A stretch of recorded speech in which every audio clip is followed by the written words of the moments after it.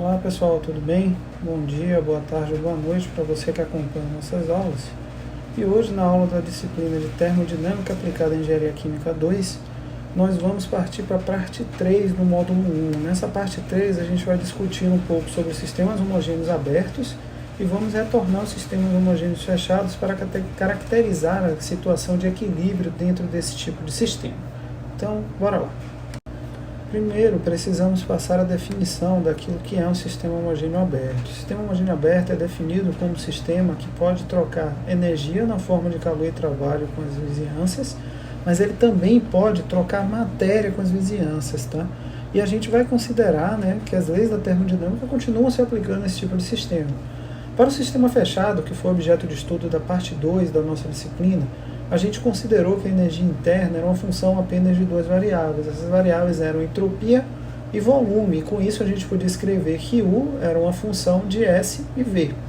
Agora, no sistema aberto, a gente vai precisar incluir nessa representação da característica da grandeza da energia interna algumas variáveis adicionais para que a gente consiga descrever o comportamento de equilíbrio desse sistema.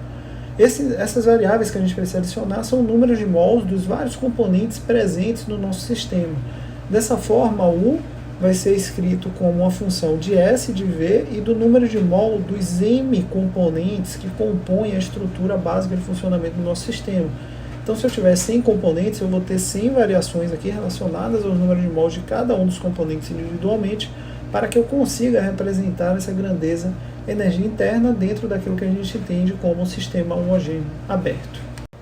Levando isso em conta, a diferencial total da nossa função 1 vai passar a ser escrita dessa forma. Antes era escrita como du derivada de U a S a volume constante ds, mais a derivada de U com V a S constante dV. Esse era o nosso termo aí para diferencial total da energia interna. Agora observem que eu incluí novas variáveis aqui sendo constantes, essas variáveis são os números de mols do componente I, e incluí um novo termo. Esse termo é um somatório em I, ou seja, em todos os componentes existentes, da derivada da energia interna em relação ao número de mols do componente I, mantendo entropia, volume e número de mols dos outros componentes constantes, dNI.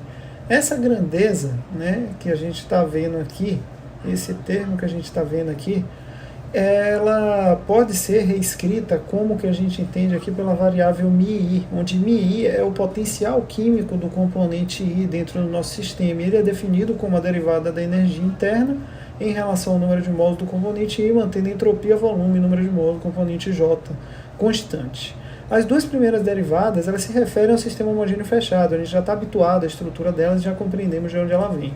Esse último termo é que essa grandeza nova que a gente está se referindo aqui dentro da nossa construção como potencial químico. Dessa forma, gente, o que a gente está vendo aqui como essa expressão, que a gente acabou de obter no slide anterior para a variação da energia interna em termos das derivadas aqui dos componentes e da derivada em relação à entropia e volume, ela pode ser reescrita como du igual a TdS menos PdV, mais somatório em I no potencial químico de I dNI. Lembrando que essa derivada aqui primeira é equivalente à temperatura, essa derivada que a gente vê aqui é equivalente à pressão, a menos a pressão, e essa derivada que a gente vê aqui dos números de mols é correspondente a esse MI. Esse MI aqui, ele é uma propriedade intensiva que depende da temperatura, da pressão e da composição do nosso sistema. E mais importante do que isso, ele representa o que a gente chama de uma função potencial. Da mesma forma que a temperatura representa um potencial térmico e a pressão representa um potencial mecânico, essa grandeza μI ela representa um potencial químico. E é daí que deriva o nome potencial químico da própria grandeza.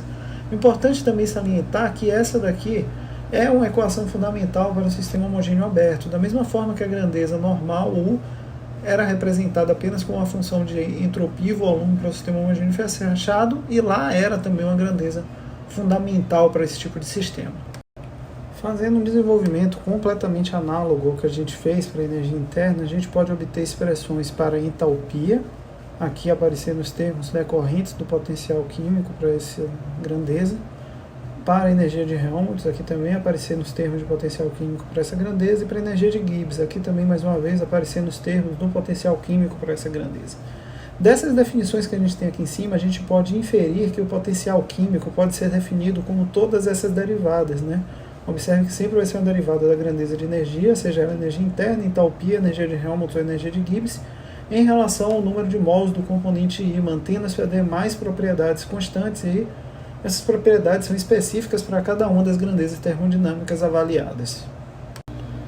Dessa forma, passamos a ter aqui 4 expressões para a representação do potencial químico do componente I. Cada uma dessas expressões foi derivada de uma propriedade extensiva em relação à quantidade do componente em questão, e cada uma envolve um grupo fundamental de variáveis diferentes. A da energia interna envolve entropia e volume, da entalpia, entropia e pressão, da energia de Helmholtz, temperatura e volume, e da energia de Gibbs, temperatura e pressão.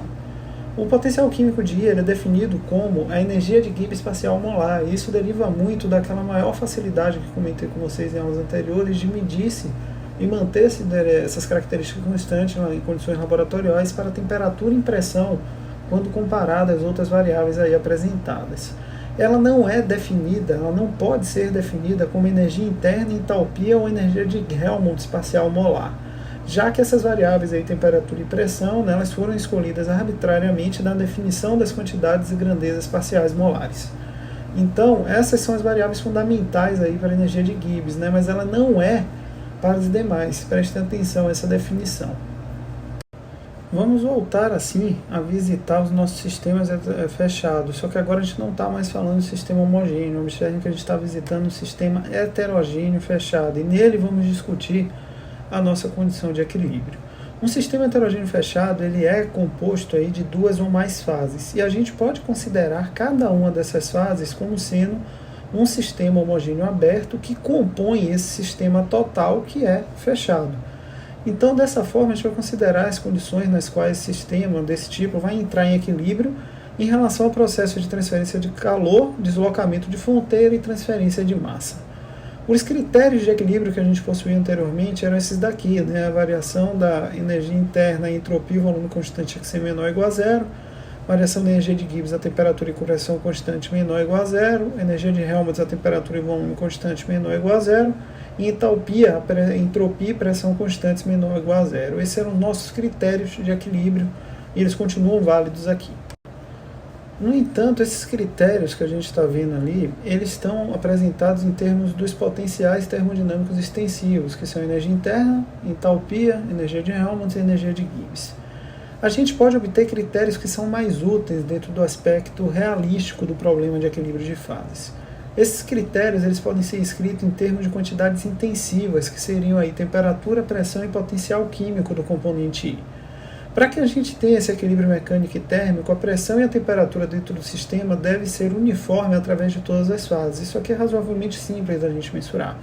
E se esse potencial químico, né, que a gente está representando aqui pelo termo μI, que é um potencial intensivo máximo, ele também tiver esse valor uniforme através de todas as fases, então a gente tem aí estabelecido o que a gente chama de critério de equilíbrio. Isso aí vai compor o critério de equilíbrio do sistema heterogêneo.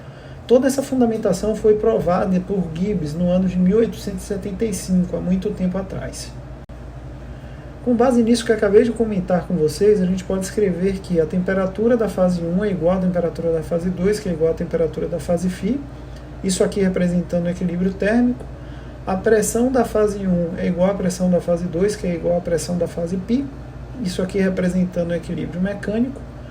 E o potencial químico do componente 1 na fase 1 é igual ao potencial químico do componente 1 na fase 2, que é igual ao potencial químico do componente 1 na fase π, é extensível aí a todos os M componentes que fazem presença dentro do nosso sistema, e o conjunto dessas equações aqui representa o que a gente chama de potencial químico.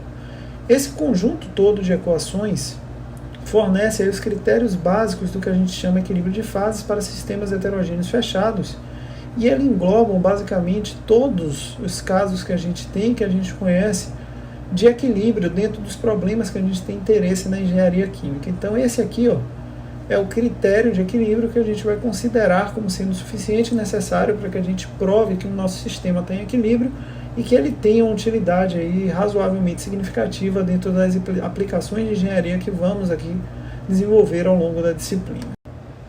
Então, pessoal, por hoje era isso que a gente tinha para a nossa aula. A gente retorna na próxima aula com alguns desenvolvimentos, né, relacionados a como vamos tratar esse potencial químico dentro do nosso problema de equilíbrio de fases, apresentando a vocês os conceitos de fugacidade, atividade e por aí vai. A gente discute isso com mais detalhes na parte 4 aí desse módulo 1. E a gente se encontra então nessa próxima aula. Até lá!